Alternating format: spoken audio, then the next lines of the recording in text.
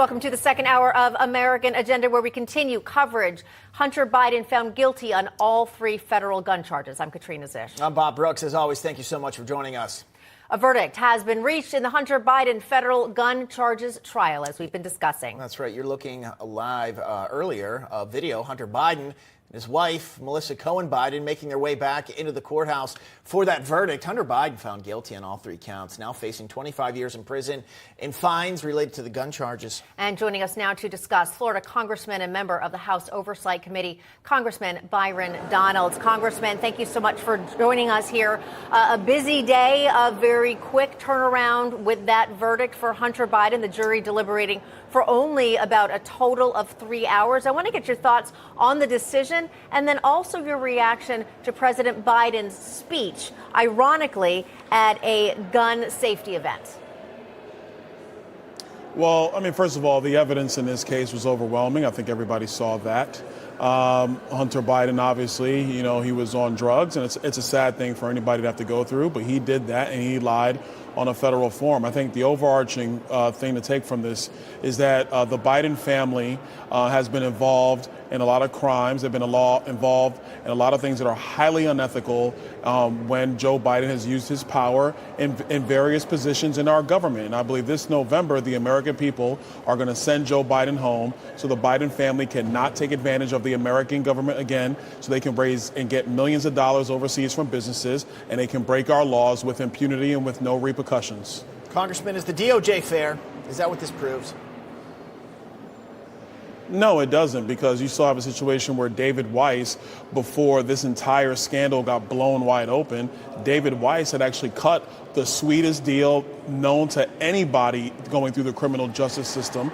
And if it wasn't for a judge and Republicans on the Oversight Committee actually exposing all of the things that had happened, that Hunter Biden had been doing, we don't believe he would be here today. Secondarily, there are still the tax evasion charges that David Weiss let expire on purpose. He let them expire. Merrick Garland knew all this was going on, and they did not bat an eye. The only reason we know about the tax evasion is because of the work of the Oversight Committee. And then the third thing, the biggest thing overall, is that the Biden campaign lied about this laptop. The laptop was true the entire time. The FBI knew the laptop truly existed, and they lied to the American people. They covered it up.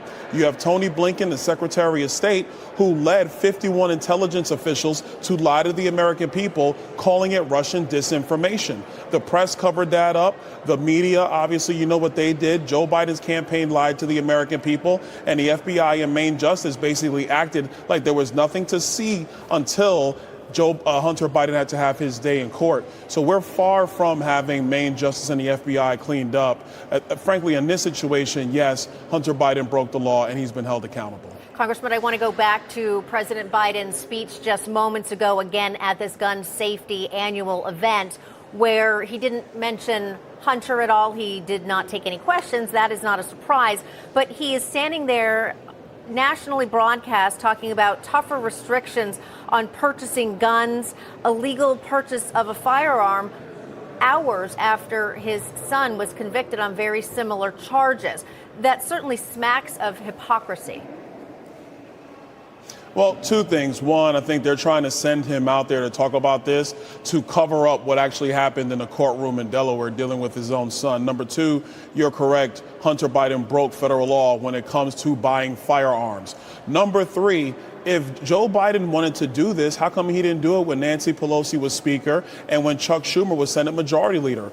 During the first 2 years of his disastrous presidency, he had control of both houses of Congress. He could have done this then. He did not. He chose not to. They didn't go through with any of this. So now he wants to use it for campaign purposes to prove that he's going to be tough. This is all a lie. Once again, it's another political sham by Joe Biden and his team. He's not interested in doing anything. He's just trying to get people to vote for him. But if you look at his record as president, he has been the master of disaster when it comes to everything in this country. He deserves to be defeated on November 5th. Congressman, back to my previous question, me asking, is the DOJ fair? This seems like such an odd time to me in our country. The president's son is now guilty. Our former president was prosecuted. He has been found guilty. Joe Biden's talking at in a gun safety event immediately after his son is found guilty on 3 federal charges with the lawfare. What's going on at the border, the inflation, just the whole body of work. It seems like we're at a very odd and weird place in our country right now, and I think that people are craving leadership. Do you have a message for them? I do, and yes, you're correct. The Department of Justice has not been fair. There's no even hands over there. You could go all the way back to Hillary Clinton to see that. What Americans want is for the institutions of our government to be even-handed across the board, to not be a respecter of politics, to not be a respecter of persons, no matter the heights you take in our government or anywhere else in society. And listen, our system of government is really based on the honor system. People have to trust and know that the institutions are going to be fair and even-handed, and they're going to be blind when it comes to the application of the law. That is where we need to get back to. Joe Biden's America has been destroying our institutions. With Donald Trump back in the White House this next year after the November elections, you're going to see normal things happening again in our institutions at the federal level and then also at the state level. And then we need to continue to work on the local level. It is possible to get that done, but it starts with leadership that's focused on common sense and focused on the American people, not leadership like Joe Biden that's based on political ideology and a political agenda that does not work for the American people. Congressman Byron Donalds, thank you. Thank you.